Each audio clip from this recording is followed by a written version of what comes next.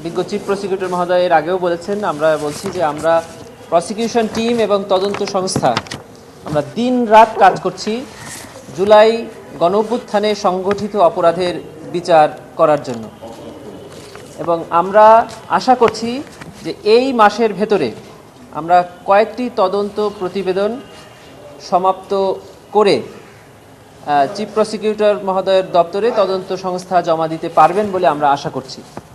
আপনারা জেনে থাকবেন যে এই ট্রাইব্যুনাল 5 আগস্ট গণঅভ্যুত্থানের পরে পুনর্গঠিত হওয়ার পর 18টি মামলায় 115 জনের বিরুদ্ধে গ্রেফতারি পরোয়ানা জারি করেছে, যাদের মধ্যে 35 জন গ্রেফতার হয়ে জেল হাজতে আছেন, 80 জনের বিরুদ্ধে গ্রেফতারি পরোয়ানা জারি আছে।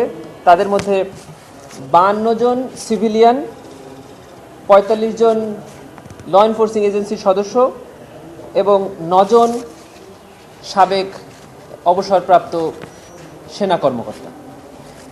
ট্রাইব্যুনালের এই 3 মাস বা তার কিছু বেশি সময়ে এই কার্যক্রম তদন্ত সংস্থা, প্রসিকিউশন অফিস এবং ট্রাইব্যুনাল এই 3 সংস্থার সমন্বয়ে আমরা এই কার্যক্রম সম্পন্ন করতে পেরেছি। আজকে যে কয়েকটি ম্যাটার ছিল আমার ফ্রেন্ড বলেছেন, তার মধ্যে মিরপুরের ঘটনায় 2 জনের বিরুদ্ধে গ্রেফতারি পরোয়ানা জারি করা হয়েছে। উত্তরার ঘটনায় 3 জনের বিরুদ্ধে গ্রেফতারি পরোয়ানা জারি করা হয়েছে এবং রামপুরায় আপনারা জেনে থাকবেন চন্দ্র সরকার, যাকে ইতিমধ্যে গ্রেফতার করে ট্রাইব্যুনালে হাজির করা হয়েছিল, ওই ঘটনায় আমরা আরও 2 জনের সম্পৃক্ততা পেয়েছি, যাদের বিরুদ্ধে ট্রাইব্যুনালে গ্রেফতারি পরোয়ানার আবেদন করেছিলাম। ট্রাইব্যুনাল মঞ্জুর করে এই গ্রেফতারি পরোয়ানাগুলো জারি করেছে।